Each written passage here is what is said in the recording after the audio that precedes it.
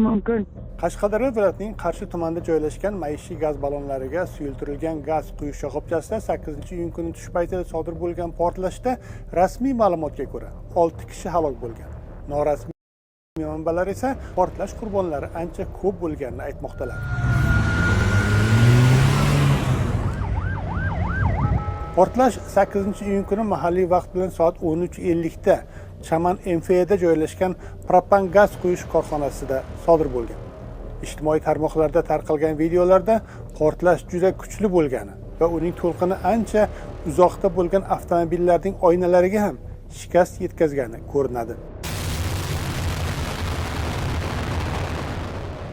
Ozodlik olgan xabarga ko'ra, yonilg'i to'la 2 ta avtomobil yukini bo'shatayotgan paytda yong'in sodir bo'lib, portlash yuz bergan. Rasmiy ma'lumotga ko'ra, 2 ta Cobalt, 2 ta gaz tashishga mo'ljallangan avtomobil hamda 2 ta yer ostidagi yonilg'i saqlash rezervuari yonib zararlangan.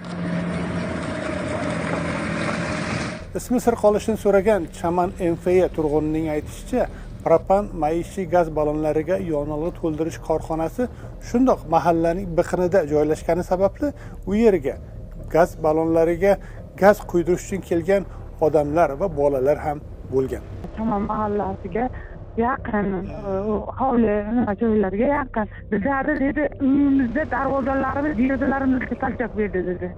Juda kuchli dedi, to'qim bergan. Cobalt bor ekan, Jetra bor ekan, ya'ni hozir o'zi degani shopirlar, o'sha mashina ichida bo'lgan shopirlar o'lganlarini aytib faqat 15 tadan oshiq 20 talar bo'lishi mumkin. Deyapti ayrimlari kim ana bo'lgani yo'q, kim umuman tizimda yo'qmish ayrimlari. Viloyat gaz ta'minoti korxonasining ismi sir qolishini so'ragan mulozimining Ozodlikka aytishicha, texnika xavfsizligiga rioya qilinmagani sababli ushbu voqea sodir bo'lgan. Bu joy ham gaz ballon to'ldiriladigan, ham aholiga sotiladigan joy. Shundan kelib chiqilsa, u yerda ancha odam bo'lgan bo'lishi mumkin.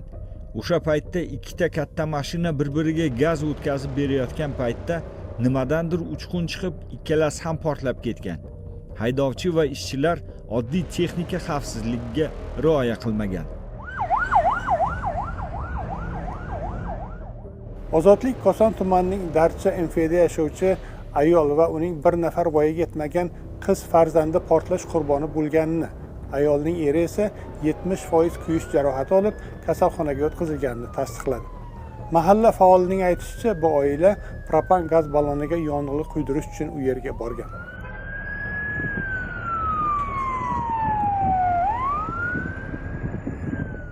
O'zbekiston prezidenti Shavkat Mirziyoyevning topshirig'iga muvofiq bu hodisani o'rganish va oqibatlarini bartaraf etish uchun O'zbekiston bosh vazirining o'rinbosari Ochilboy Ramatov boshchiligida mas'ul vazirlik va idoralar vakillaridan iborat hukumat komissiyasi tuzilgan. Ozodlik manbalarining iddao qilishicha, qurbonlar soni 20 nafardan ortiq.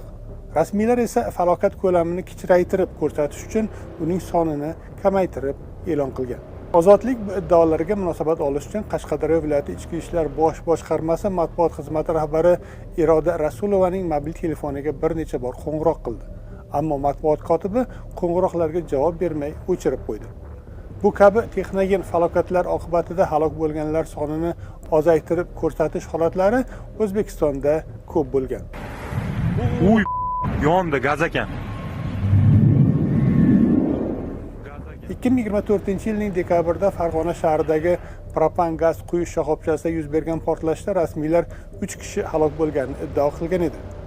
Ammo Ozodlik suhbatlashgan guvohlar qurbonlar soni 10 dan ortiq ekanligini aytgan.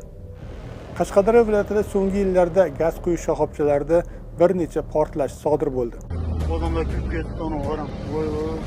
O'tgan yilning 16-iyulida Qashqadaryo viloyatining Ko'kdala tumani markazida joylashgan propan gaz quyish shoxobchasida kuchli portlash sodir bo'lgan edi. O'shanda ham rasmiylar halok bo'lganlar soni 3 nafar degan, ammo Ozodlik suhbatlashgan ko'kdalaliklarga ko'ra qurbon bo'lganlar soni rasmiy ma'lumotdagidan ancha ko'p ekanligini aytgan edi.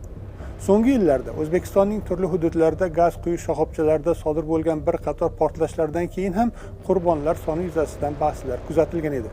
Bu esa texnik xavfsizlikka rioya qilinishi, nazorat tizimi samaradorligi hamda falokatlar haqida jamoatchilikka to'liq va ochiq axborot berish masalalarini yana kun tartibiga chiqarmoqda. Qarshidagi fojia bo'yicha tekshiruv natijalari e'lon qilinmaguncha qurbonlar soni va halokat sabablari haqidagi ko'plab savollar javobsiz qolaveradi. Ozodlik hodisa tafsilotlarini